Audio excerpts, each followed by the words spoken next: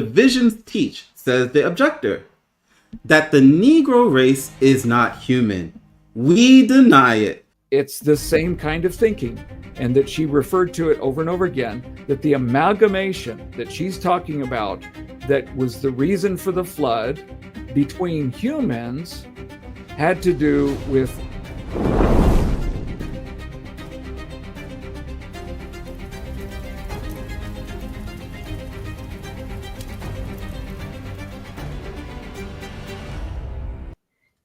uh 1249. Yeah, but a little bit before work, so we could leave it there at the 12:46 mark. It was right at the time of the Civil War. She was about ready to get thrown out of the church from what she That had was said. quick. Yeah, right there. So you're So at that point, you guys are having a discussion about the amalgamation statements. Throughout the whole debate, you guys never came back to the amalgamation statements, and that's okay. And because of that, we're not going to dwell on it too much. Please, if you haven't, and those who are listening and will listen later, we have plenty of videos talking about the amalgamation statement. These critics just have not read the statements in their context. That's all. It's just as simple as reading it in their context. It has nothing to do with race in regards to, black versus white. But nevertheless, in that particular statement, though, he said something very interesting. He says that she was so racist that they were getting ready to kick her out of the church. I kind of forgot about that, that he even mentioned that, because, sometimes he had his shotgun out and was just kind of, just shooting away. Yeah, a bunch of stuff. And I know Jason and Deontay, you guys dealt with this stuff like, there's no, that plane's not getting off the ground again. If anybody looks at it, watches your video, it was excellent. And I did, some research for a book too, and worked with Dr. Baker on his research, and we compared notes and things. Ellen White was not racist, and by some very extreme modern standard, that that she had some views that were within certain contexts of the day. You might strain at it and call it that, but there was nothing going on in her day. In fact, she was in advance. And one of the reasons why she went to Australia is because her views were actually making people feel uncomfortable. Have you gotten into that, Jason? No, that's oh, actually, one of the quotes that I read was she said herself that she knows that what she's saying will not be popular. So it was very clear that her fighting against racism and fighting against what people were doing, like she was speaking out against it, and it was not a popular opinion that she had. So that's right. Yeah, and she was, she was ahead of the curve as far as a lot of people, but obviously there were other people that were fighting racism at the time, and the fight about racism at the time was about slavery and treating the black man with as much dignity as the white man in America, and that was the first step. But of course, there were a lot of other steps to right the wrongs that were being perpetrated. So yeah, that didn't make any sense, and I think that's maybe why I dismissed it. I don't know if everyone is aware of this. Charles Spurgeon and Martin Luther both used that same term, amalgamation, the exact same way she used it. I wondered if you had read my book. I can show that real quick. Let me see. So here it is right here. I have the statements right here. If y'all want to see it, cool. It'll probably take like. So basically, this was Go ahead. So this was Charles Spurgeon, and notice the year, August 21, 1879. It says the former destruction of the world by water was in consequence of sin and was a declaration of God's wrath against it. It did not happen as an accident or occur without design. Man sinned, was warned, and sinned again until God saw that the wickedness of men was great in the earth. Now look at the words he's using here. The amalgamation of the people of God with the world was the crowning offense of all. For the sons of God saw the daughters of men that they were fair, and they took them wives of all which they chose. Thus were church and state set up, and the church and the world were blended till the Lord's spirit was grieved and would no longer strive with man. So Ellen White said the exact same things that Charles Spurgeon said. There was also this other statement that Martin Luther said, and it's the last one I have. And and these were people that lived, well, he lived before Ellen White. But I ask you, why does it not also complain about the males? Or why does it not also complain about the daughters of God? It merely states, they saw the daughters of men. The reason, obviously, is that after the Canaanites had been shut out of the true church, the holy family of Seth had the special directive to beware even of marrying into that family, of becoming amalgamated with them, either in respect to the state through marriage or in respect to the church through worship. So I just want, I just want to share that. And it's an important point to make, because right, though her name was White, she was not prejudiced. right, definitely not. I was surprised when he made that statement. I said, where in the world did this guy get this from? I've never heard another critic make a statement like that. So so that's why I wanted to ask you what you thought about that, if you ever heard anything resembling anything of that type of notion, because as far as I've seen, she was far from being a racist. I mean, she was we've demonstrated here on the channel how she started up colleges for the freed slaves, right? I mean, it's just another ridiculous claim. But anyhow, read those statements. She grew up in an area in New England where it was kind of a mixed thing. So they didn't have the same kind of restrictions. She had mulattoes who were married into her family. I mean, they were in a very different part of New England.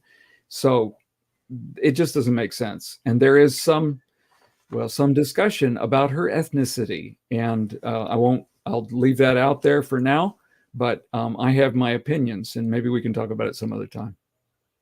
We could probably do a whole broadcast on it. Yeah. But anybody can read those statements in their context. Martin Luther,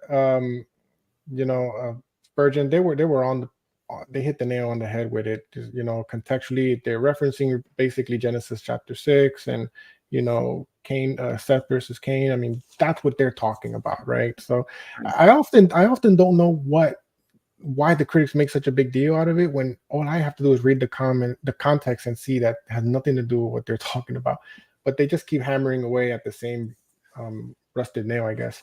Well, that's why I made the comparison in my closure about the way my dad, he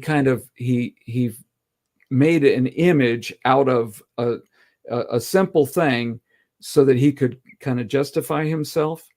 And so partly is they want to justify themselves. So that's kind of a fundamental.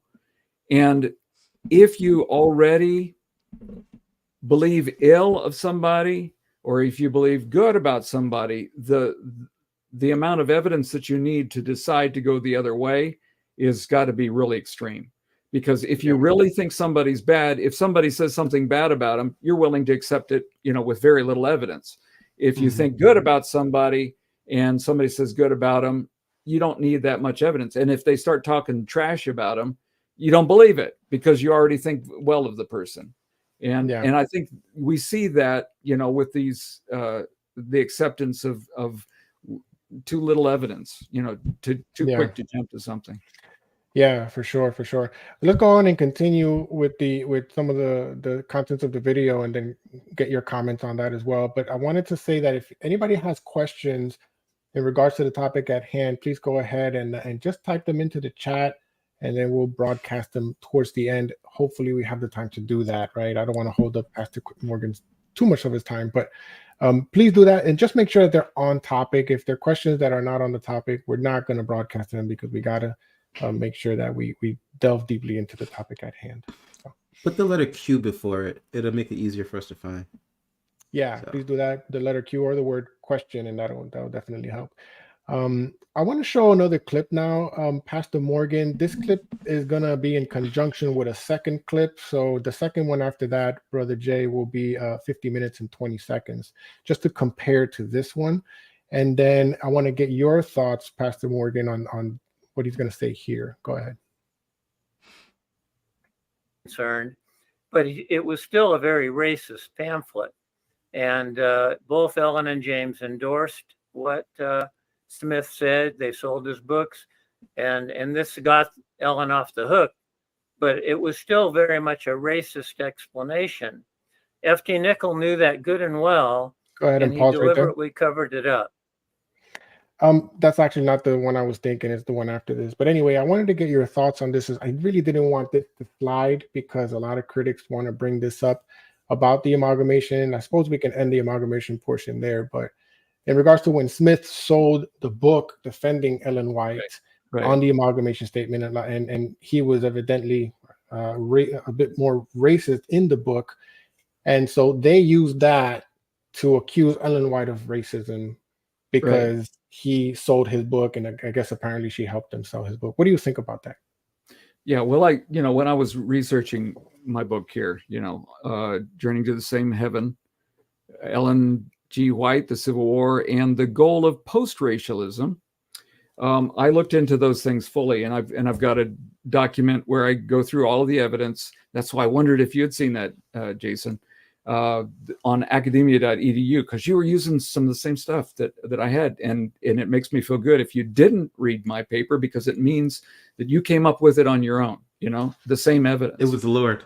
It was absolutely the Lord. Like, Those I got great. That information literally the night before the presentation, because I was thinking something completely different, and God was like, nope, you're going to say this, and here's what you're going to say. And I'm just like, okay, this is facts. I'll take it. Yeah, I'm having a dialogue with a fellow, which I've got a bunch of stuff going on right now, so I really kind of put him off for a few weeks, but I sent him to my paper, and we have talked back and forth. And basically, he's saying that the contemporaries of Ellen White, like Uriah Smith, would be the best ones to explain her. And I said, my opinion is the best way for her to explain herself is for her to explain herself. And so, what does she say? And so I build my case looking at her statements after that, when she describes the same events after the flood.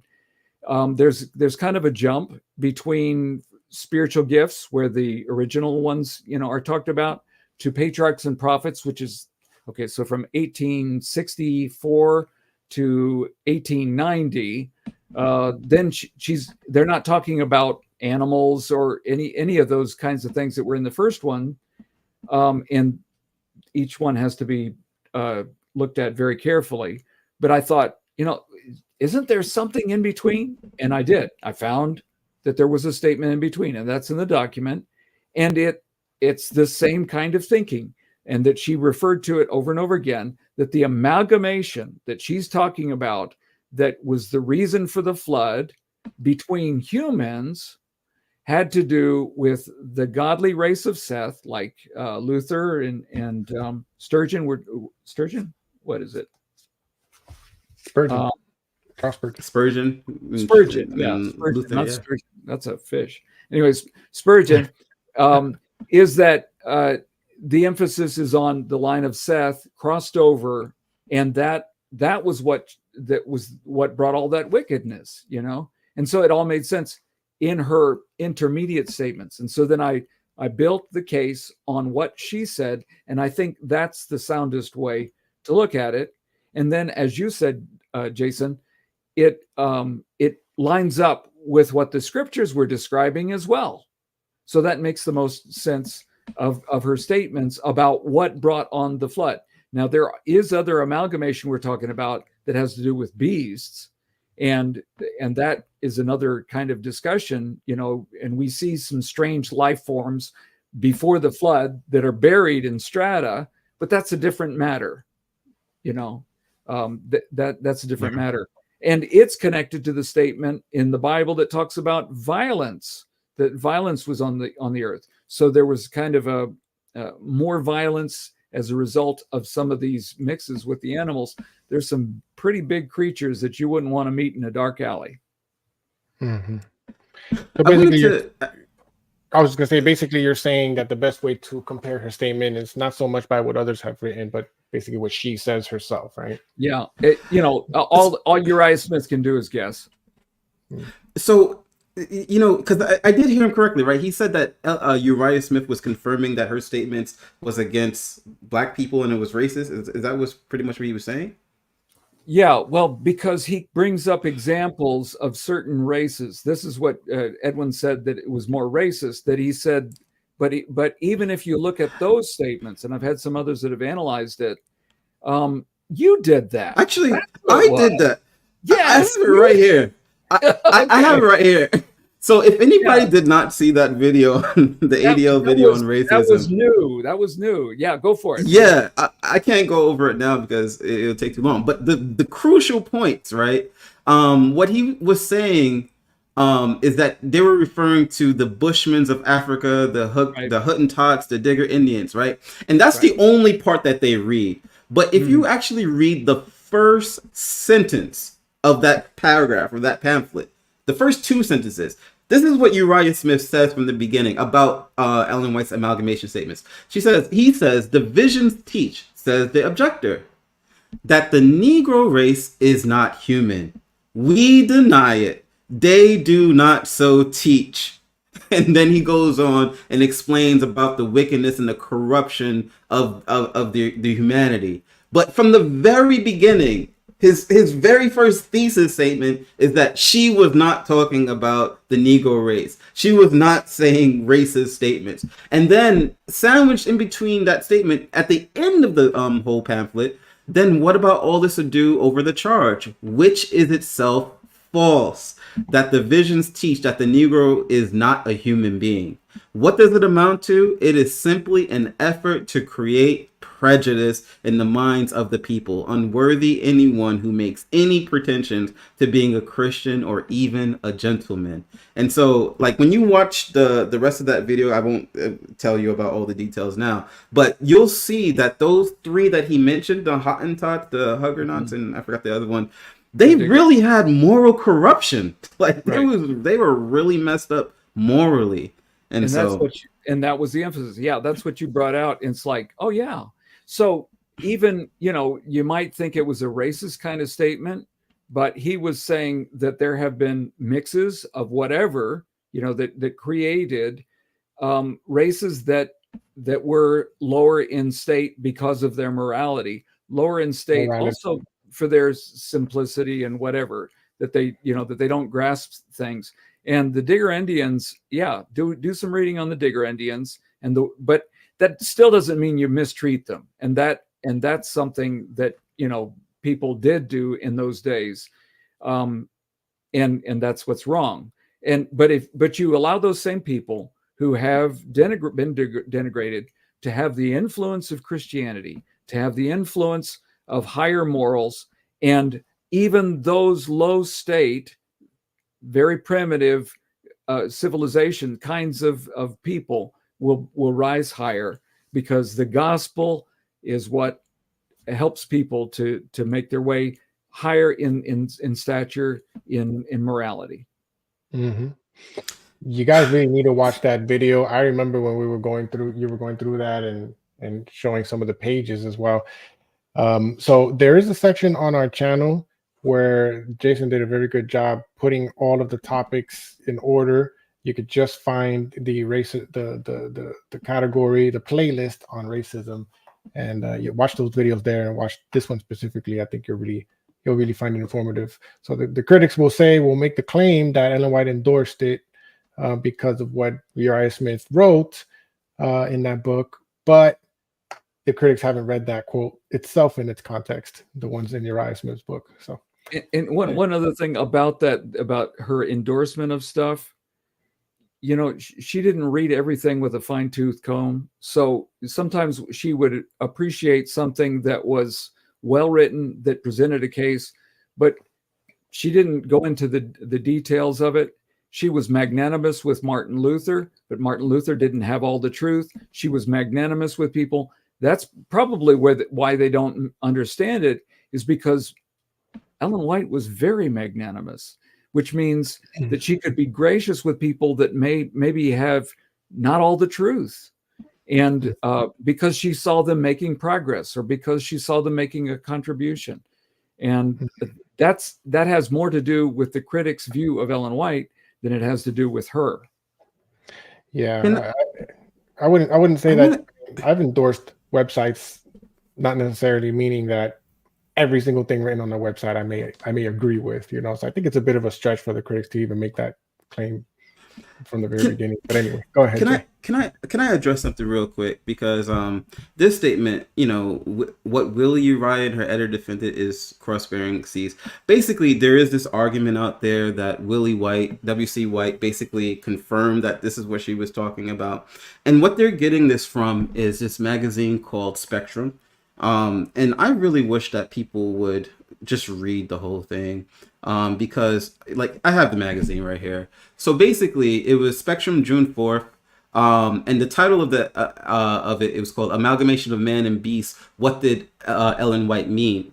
And when you read this whole thing, you'll see that it's the editor that's really responding to this claim. And what they do on page 11, they show this guy named Clark making the claim. Oh, you guys can't see it. They show this guy Clark making the claim that, yeah, she was racist. This is what she really mean. And he'll even say the almost certain implication, continue Clark. Notice this is the accuser, was that Ellen White also had been interested in how Uriah Smith had defended her, and that she too had read the work. Clark called attention to his work with Ellen White's son, W.C. White, and D.E. Robinson, her secretary. Neither of these men ever doubted that Ellen White meant the crossing of man and beast by the phrase amalgamation of man and beast. So this is the stuff that they're getting it from.